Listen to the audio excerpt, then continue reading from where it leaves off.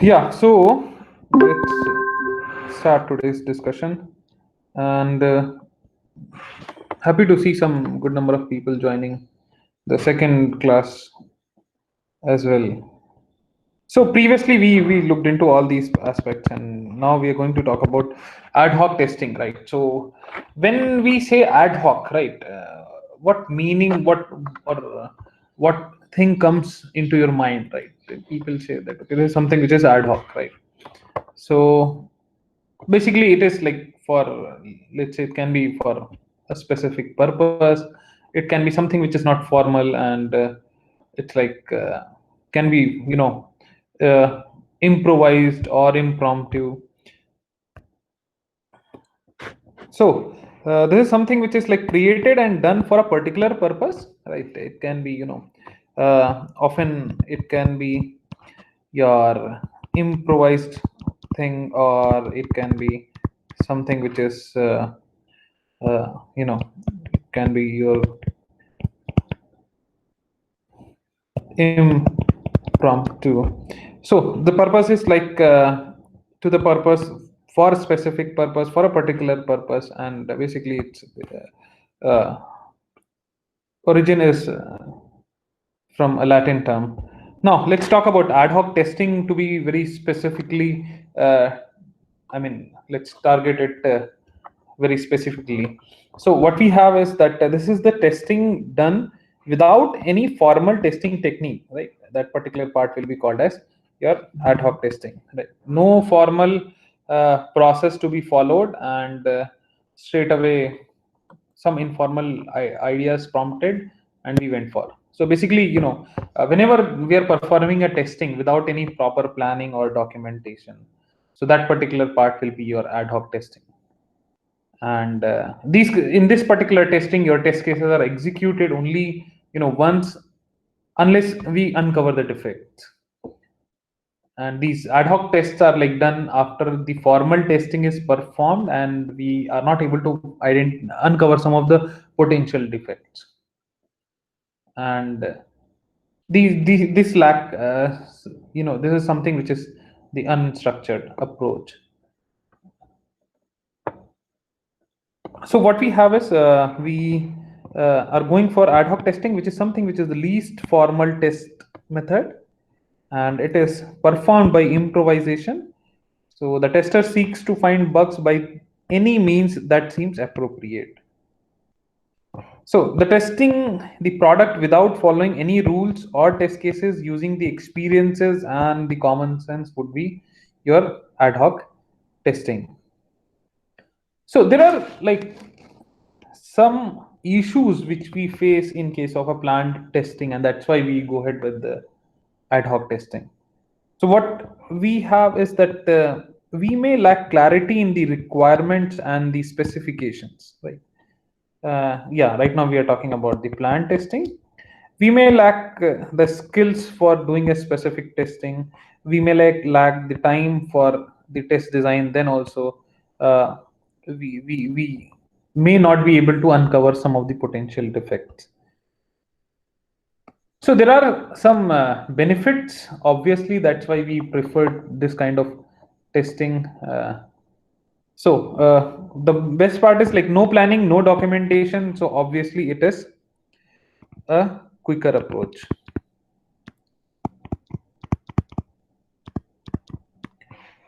And the important bugs are found very quickly in this case.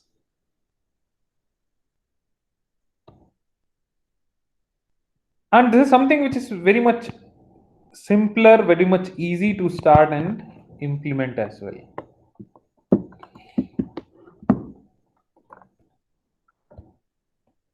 Now, the point is, on one side, we are saying that this is something which is a non-structured approach, informal approach, but yet we are going for ad hoc testing. So the question arises that what makes ad hoc testing this much successful? Right. So one is the tester's intuition. Like based on my previous experience, I'll say that okay, this is a particular application where the chances of finding a particular kind of defects are quite high. So one is the intuition, another one is like experience based on my prior knowledge. The expert knowledge of the platform or the technology, right? So experts will play a major role. The test managers are going to play a major role in identifying a particular testing technique. So experience of testing the similar products always comes handy as far as ad hoc testing is concerned. So products defect get tuned to the planned test, so we may not be able to uncover those defects which we could have simply uncovered by the previous testing. So this is a minor difference between your ad hoc versus planned testing. So on this side, what we have is planned testing. On this side, we have the ad hoc testing. Here we have the requirements analysis. Here we are looking for the analysis of existing test cases. We go for test planning. Obviously, test planning means that, okay, let's take a call. Test case design is missing. We go for test execution, right? And here we go for test case execution, report generation afterwards. Report generation here, once we are done with it, let's formally introduce it, and now we are coming up with the test case design. That's how we take a call on this particular approach. So one step here, that's the only difference, right? And the sequence is altered, right? Not majorly, but yes, we are skipping one or two things for a later stage of testing. So the reason being, it's like I took this particular thing is that since it is giving us an idea that, okay, based on everyone's intuition and the previous experience, we need to identify the bugs. So for that sake, we try to stay connected in a test team. Now, this is something which is an unplanned activity, which we have already talked about. So this is the unplanned activity, and only the test cases are not documented initially, right? As we saw that later stage, when we find that this particular thing is something which is very handy and has uncovered the defect, then what we do is, then we go for documenting it. So initially we don't document because there is an assumption that by default we are firing some or the other test cases and applying some or the other techniques. So I may not be able to uncover the defects, right? But still, so if the chances are that the moment we uncover some defects, we'll document it, or else we'll leave it. We'll only say that, okay, applied this technique and we failed. So there are various ways to plan this ad hoc testing. One is like after a certain number of planned test cases are executed, then go ahead with it. Another one is like we are running short of time. So prior to the planned testing, I can go ahead with this particular approach because we are running short of time. We went for this unplanned test. We identified some of the other bugs. So we'll declare it that, okay, let's document it now. So that unplanned activity is claims to identify some defects and we document it. That's what we do in case of ad hoc test cases. So we have some of the examples, like this is the homework for you, right? So the random sampling test and monkey test, you have to go back and study about this. We'll have a discussion afterwards. Now the things which we are going to cover here are some of the ad hoc testing techniques, where we have like buddy testing, we have pair testing, we have exploratory testing, we have iterative testing, we have agile and extreme testing, and we have like defect seeding. And to start with, what we have is we have something which is the buddy testing. From the name itself, you might have got an idea that, okay, we have two buddies. One can be from, let's say, development team, and one can be from the test team, and they'll be mutually working to identify the defects in a particular module. So buddy testing will help the testers develop better test cases, while the development team can also make the design changes very early in the software development lifecycle. This kind of testing usually happens after completing the unit tests. So using the buddy system, where two team members are identified as buddies. So one can be from the developers team, another can be from the testers team. Right. So buddies mutually help each other. That's the role of this particular term, buddy. And the goal of buddies is to identify and correct the defects. Usually, a developer and the tester becomes buddies. That's what the actual aim is. So this is about buddy testing. See, the techniques can be any of the things which we applied previously. Next is your pair testing. So what happens is like two testers are assigned the same module, and they share some ideas and work on the same systems in order to uncover the defects. So one tester will be executing the test while another tester will be recording the notes based on their findings. So two testers pair up to test a product's feature on the same machine, and this maximizes the exchange of ideas between the two testers, right? Randomly picking up some or the other things and then firing. So there is a difference between your buddy and your peer testing, right? So in buddy testing, it's the combination of the unit and the system testing together with developers and the testers. In case of pair testing, only the testers with different knowledge levels or maybe at the same level with same experience can be added. So it's like in case of buddy testing, I had the combination of the developer plus the tester. Here I'll have the combination of tester plus tester. Right, this is in case of your peer testing. Now, next one is your exploratory testing. From the idea in term itself, you might have got an idea about this thing as well. So, in case of exploratory testing, we keep on exploring the product by covering more depth and breadth. We'll keep on covering some or the other business transactions, and the tests are executed based on the past experiences of the testers. So here what we do is that we keep on exploring, we keep on digging, and we try to uncover the defects. That's how the the exploratory testing works.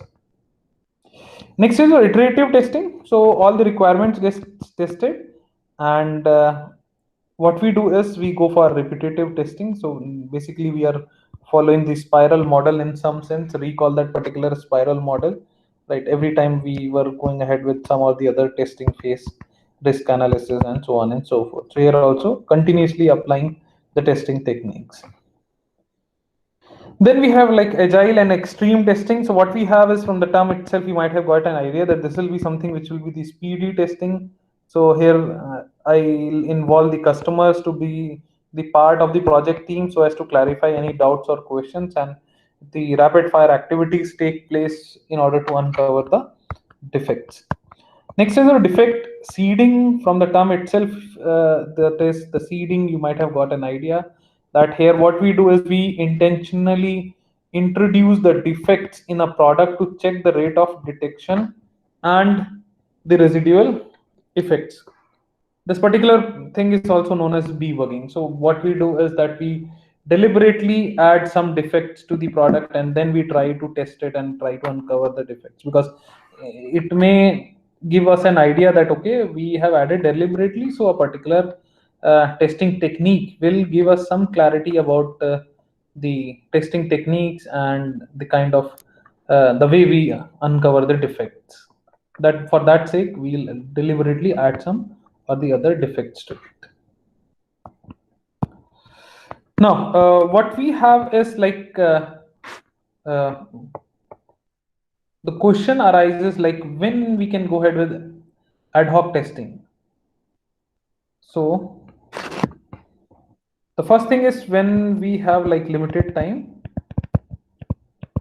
and then what we do is that we'll perform that's the best point, that whenever we have a limited time, we'll go for ad hoc testing.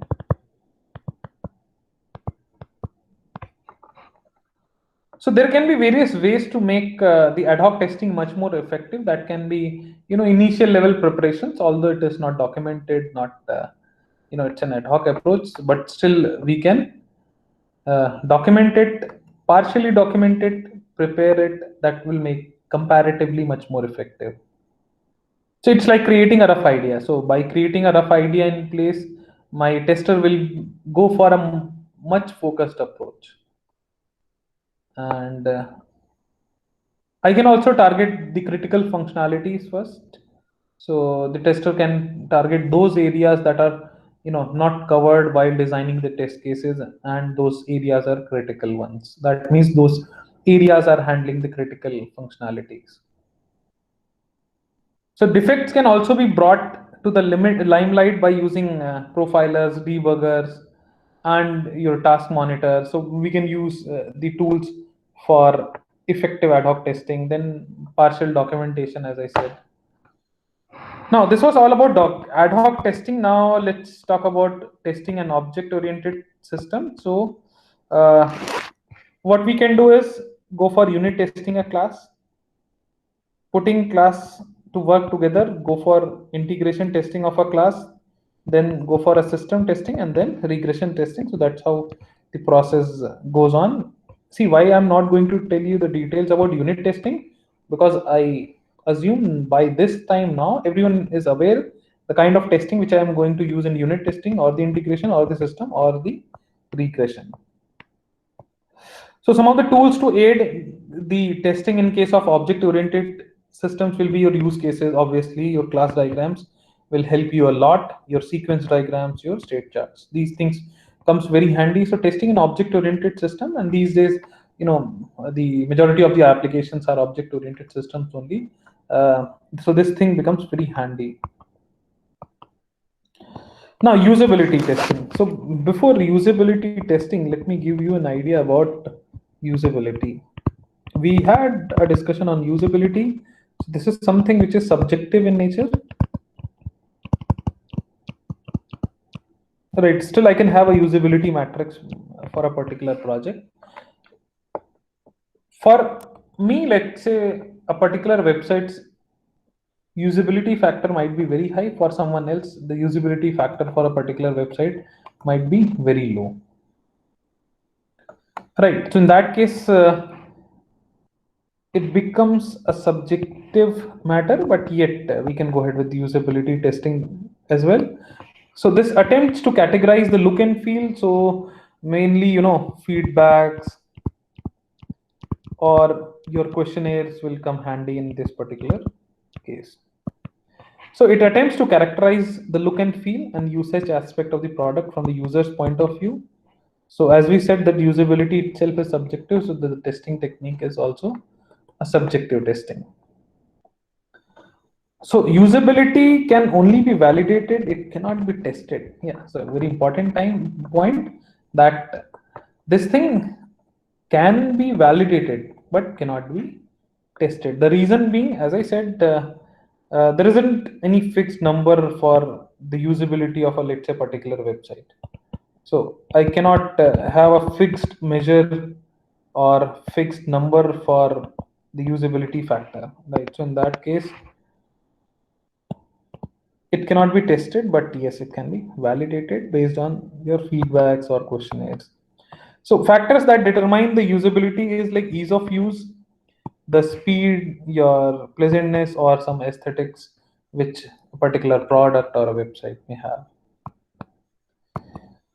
Right. So this was all about your ad hoc testing and your testing a object-oriented system and the usability one. Now let's focus on another topic, which is your test management and automation. So when we talk about test management and automation, so what all things we have? We have something called as your test planning. We have something called as test management. We have something called as test automation, right? So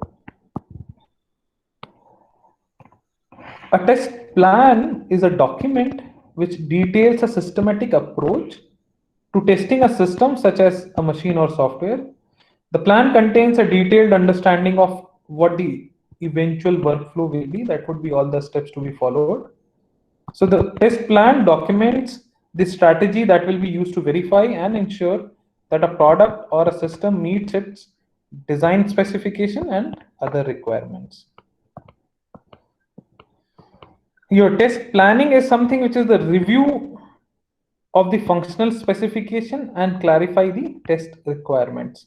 So basically it sets up the test facilities, the kind of things, the facilities which will require for the tests. Create the test plan describing the scope, approach, resources, and schedule of intended test activities. So test planning is particularly important in large softwares and system development, not in case of small applications. So this is the part of test planning. So what we have is we have like preparing a test plan, we have scope management, deciding the strategy, setting the entry exit criteria, identifying the skill sets or going for training, identifying the environmental needs, identifying the test deliverables, test estimation, test work breakdown strategies and scheduling. We have risk management, we have common management, right? So all these stuff we are going to cover in the coming slides. So to start with, what we have is we have preparing a test plan. So what needs to be tested, how the testing is going to be performed, what resources are needed for testing. So we need to look for all these things in case of preparing a test plan. So the timelines by which the testing activities will be performed is prepared. The risks that may be faced in all of the mitigation and the contingency plan is prepared. Next is your scope management. So in case of your scope management, what we do is we go for understanding what constitutes a release of a product, breaking down the release into features, prioritizing the features for testing. That part we have already done in the previous testing techniques. Then deciding which features will be tested and which will not be tested. Then gathering the details to prepare for the estimation part as well. Here it will be like test efforts and test cost. Right. So your test efforts and your test cost needs to be estimated.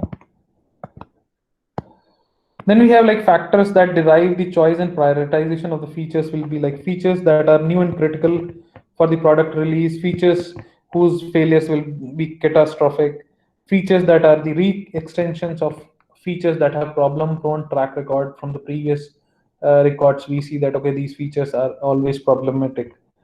Consideration on environmental and other combinatorial factors as well. So these are like some extra factors. Then we have like deciding the test strategy. Here what we do is like what type of testing would you use for testing a functionality of each feature? What are the configurations or scenarios for testing the features? What integration testing would you do to ensure these features work together? What localization validation you're going to be required? What non-functional testing you will be doing? So all these things are the deciding the test approaches or the strategies for the chosen features. Then we have like setting the entry exit criteria. That means when to enter the testing one, so when to exit. So parallelism versus ready for use. The next exit criteria can be your completeness versus the risk of release. Your suspension criteria will be some showstopper bugs we have. We may have the crossing a threshold number of bugs, so that would be like let's suspend it. Developer producing a new version, making the old one redundant. Then we have like resumption criteria. So all the above mentioned hurdles are cleared. Then what we can do is we can go for resuming this testing part. Then we have like identifying the skills sets or the trainings, right? Training is something which is very crucial as far as testing is concerned. So organizational structures covered separately, some of the roles definitions to ensure there is clear accountability for a given task so that each person knows what he or she has to do. Clearly list the responsibilities for various functions to the various people involved so that everyone knows how his or her work fits into the entire project. Complement each other, ensuring no one steps on others' toes. Supplement each other so that no task is left unassigned. So these are some trivial activities, and since we are talking about test management, so definitely we are looking from the management perspective right now. Establishing the management and reporting responsibilities, matching the job requirements with people's aspiration as best as possible. Then we have like identifying the environmental needs. So identifying the resource requirements can be your machine configurations needed to run the product under tests, the overheads required by the test automation tools, if any. Then we have like supporting tools like compilers, the test data generators, the configuration management tools, etc. Then we have like the different configurations of the supporting software, for example, operating system that must be present. Then we have like special requirements for running machine intensive tests like load test and performance tests.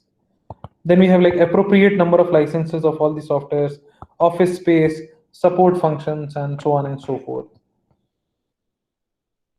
Then we have like identifying the test deliverables. So what all can be the test deliverables? The test plans, that means the master test plan and the various other test plans for the project. Test case design and specification, test cases including any automation that is specified in the plan. Of course, the test logs produced by running the test case, and the summary reports or the crystal reports, which are also called as, because these summary reports are also called as your crystal reports. That particular part needs to be added to the deliverable part. Then we have like test estimation. So what we need to estimate is the size, effort, and your schedule.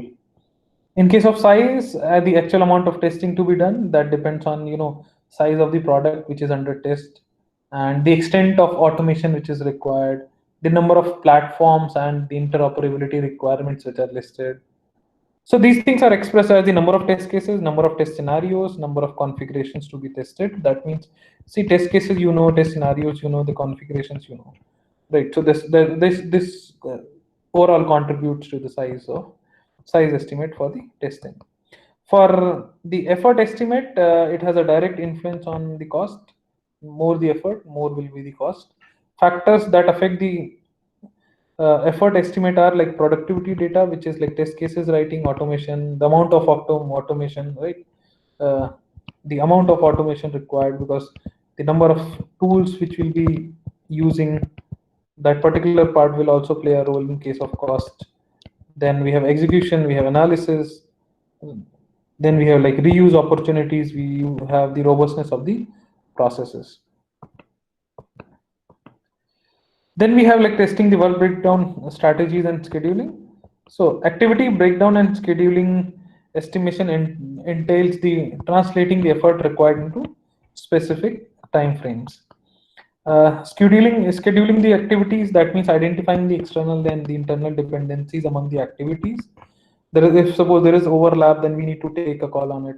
Sequencing the activities based on the expected duration as well as on the dependencies. Then we have like identifying the time required for each of the work breakdown uh, strategies, activities, taking into account the above two factors. Then monitoring the progress in terms of your time and your effort, rebalancing the schedules and resources as and when necessary.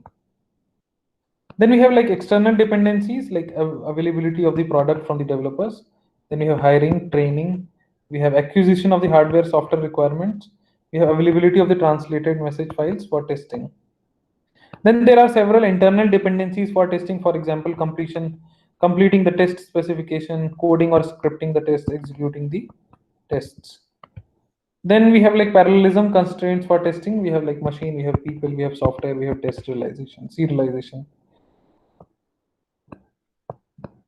Then we have risk management, right? So what we have is risk identification, risk quantification, risk mitigation plans, and risk response. So in case of risk management, what we can do is that I need to identify the risk.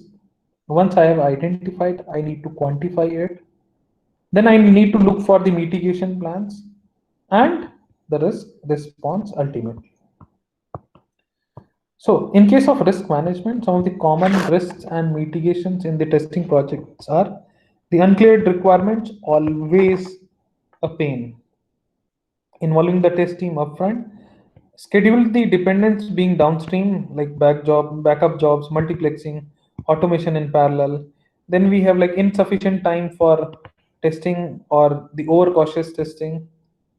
So we can have like use of V model where we'll have some entry exit criteria, some showstopper defect. We can have availability of skilled and motivated people for testing. So that would be like showing the career path. Inability to get test automation tools. Sometimes my budget may not allow me to go for some very costly testing tools, right?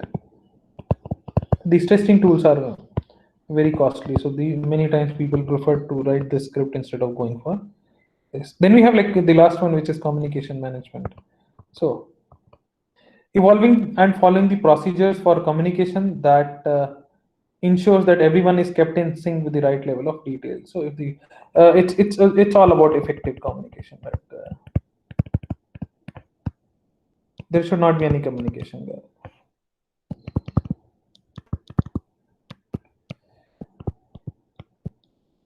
No communication but gap between these all these stakeholders.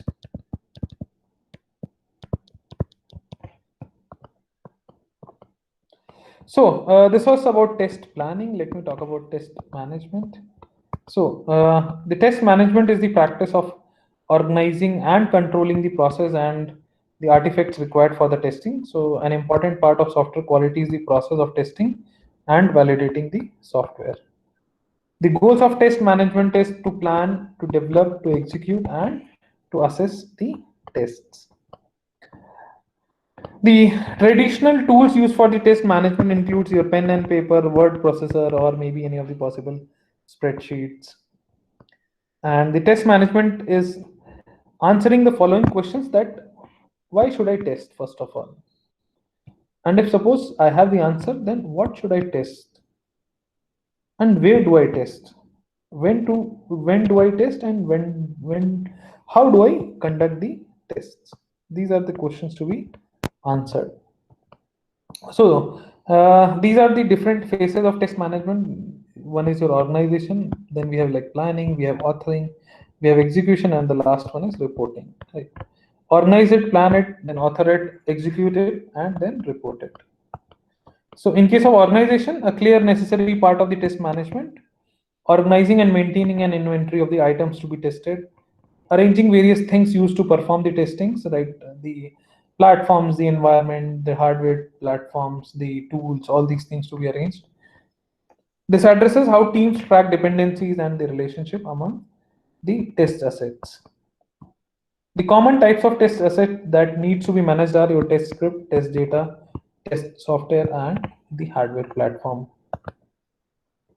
Then we have like planning. So overall set of tasks that address the questions of why, what, where, and when to test. The reason why a given test is created is called a test motivator. What should be tested is broken into many test cases for a project. Where to test is answered by determining and documenting the needed software and the hardware configurations. When to test is resolved by tracking iterations or cycles or time period for the testing. Then we have like authoring, so process of capturing the specific steps required to complete a given test. This will address the question of how something will be tested. This is where somewhat abstract test cases are developed into more detailed test steps, which in turn will become test scripts, right? So either manual or automated. Then we have like test execution, so entails running the tests by assembling the sequence of test scripts into a suite of tests. This is a continuation of answering the question of how something will be tested. So more specifically, how the testing will be conducted. Then we have reporting. So is like how the various results of the testing efforts are analyzed and communicated, used to determine the current status of the project testing, as well as overall level of the quality of the application or system. So some other factors in the test management are obviously your team, right? Then we have like user security and permissions. Then we have like site and team coordination. There are several test management challenges as well. For example, like not enough time to test, not enough resources to test, and testing teams are not always in one place. There will be certain difficulties with the requirements as well. Unclear requirements are always a pain, right? So keep in sync with the development, reporting the right information, and the quality matrix. These are some of the management challenges. Some of the recommendations to improve software test management. So start the test management activities very early. Go for iteratively testing the project. Reuse the test artifacts. Utilize the requirement based testing. Then leverage the remote testing resources. Defining and enforcing the flexible testing process. Coordinate and integrate with the rest of the development. Right, coordination plays a very important role. Communication plays a very important role. So you need to communicate the status always. Focus on the goals and results, and automate to save time. Automation is something which is very crucial. That same it saves time. Right, that saves time. So what we have, like, these are some of the applications, some commercial test management applications. So rational, we have like ClearQuest, we have, these are the ones from test manager, we have, these are the ones from IBM, and then we have like test director from HP. Not limited to, like as I said, many companies they come up with their own applications. So tasks that benefit greatly from the automation includes your tracking the relationship of testing to requirements and other test motivators, test case organization and reuse, documentation and organization of the test configurations, planning and coordination of the test execution across multiple builds and applications, cultivating test coverage, then various reporting tasks. So these are some of the references which I've used for preparing the set of slides. Majority of things I took from this, and I'll share these set of slides with you as well. So this was all from my end for today's class, and if you have any doubts, so we can address the same. Let's have the question and answer session.